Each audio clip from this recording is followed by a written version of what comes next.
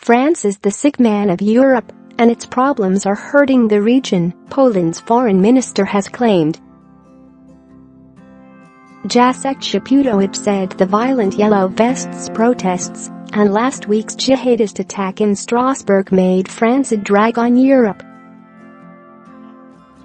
Lamenting the sad situation in the country, he told Polish television channel Polsat News, "France is the sick man of Europe, it is a drag on Europe, while Poland is a bright spot." The terrorist attack proves that something is not right in France. The protests over the past weeks, President Macron's withdrawal of state reforms, it said. French President Emmanuel Macron was forced last week to make concessions to the Yellow Vests movement after weeks of sometimes violent protests around the country. A French jihadist attacked the Christmas market in Strasbourg, eastern France last Tuesday, killing 5 people including a Polish national who died of his wounds on Sunday. Share this article. Share if at the same time you're lecturing Poland, there is something not right. First you have to bring some order to your own country, said Czaputowicz. Czaputowicz's comments reflect long-standing tensions between the two countries since the right-wing populist Law and Justice (PiS) government took power in Poland in 2015. Most recently, Macron has been critical of Poland's controversial reforms, which the European Union says pose a threat to the independence of the judiciary. But even before Macron came to power in 2017, relations between the two countries soured after Poland called off a multi-billion-euro deal with France's Airbus to buy 50 of its Caracal helicopters. Meanwhile, French security forces are ready to smother the center of Paris with a last-resort chemical weapon in a bid to keep protesters away from key buildings, it has emerged.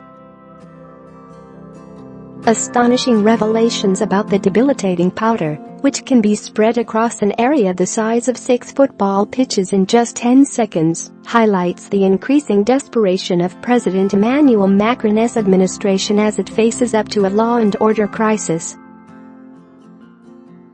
The country has been hit by 5 straight weeks of violence sparked by the Yellow Vests protest movement that has seen national monuments including the Arc de Triomphe France Act. There were 168 arrests in Paris on Saturday alone as the demonstrators, who are named after their high-visibility jackets, fought running battles with police, who responded with water cannon, baton charges and tear gas. Now senior officers have confirmed that some of the 14 armored cars deployed by gendarmes contained a radical device that was only to be used as a last resort against their own citizens. A gun-like distributor on the vehicle's turrets can spray the powder over 430,500 sq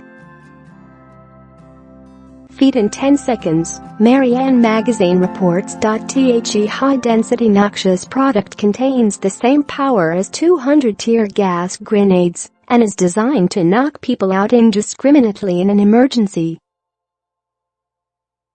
Strasbourg terrorist believed ISIS fought for a good cause. His father reveals the father of Strasbourg terrorist Sheriff Czekit has said his son believed ISIS fought for a good cause. ISIS claimed Czekit was one of their fighters in the wake of the Christmas market atrocity, but this was dismissed by French Interior Minister Christophe Castaner. Czekit's father Abdelkrim said he always told his 29-year-old son that ISIS were criminals. He told France 2 television that had his son hinted he intended to kill people, "I would have told police about him so that he wouldn't have killed anyone and wouldn't have gotten himself killed," he said. Meanwhile, French anti-terrorist officials are set to file charges against a man arrested over the mass shooting in Strasbourg last week. The 37-year-old, who was not immediately identified, was detained on Thursday. He is suspected of helping to provide the pistol used by Sheriff Checkett, a career criminal who shot dead 5 people and wounded 11 at IMN at the market last Tuesday night, judicial sources said. Checkett, who was on a list of possible extremist security risks, was shot and killed by police after a 2-day manhunt in the city. The alleged associate will be brought before a judge in Paris on Monday, the prosecutor's office in the capital said. 6 other people detained in the wake of Tuesday's attack, including Checkett's parents and 2 of his brothers, have been released without charge. 4 of the 5 people killed in Tuesday's attack were foreigners or born abroad. One was a 45-year-old Thai tourist, and another a 45-year-old Franco-Afghan garage owner who fled his country 20 years ago. A 28-year-old Italian journalist, in town to cover the European Parliament, was also shot and killed, as was a 36-year-old former Pole who had lived in Strasbourg for the past 20 years.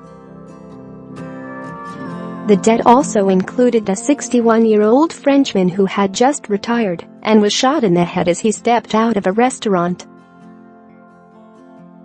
A source at the Paris police prefecture said, if a large crowd forced barriers through the security perimeter, then the powder would be used as a last resort in order to stop them. But it is sure to raise concerned questions among civic rights groups, as well as monitoring organizations, including the Hague-based Organization for the Prohibition of Chemical Weapons, of which France is a member.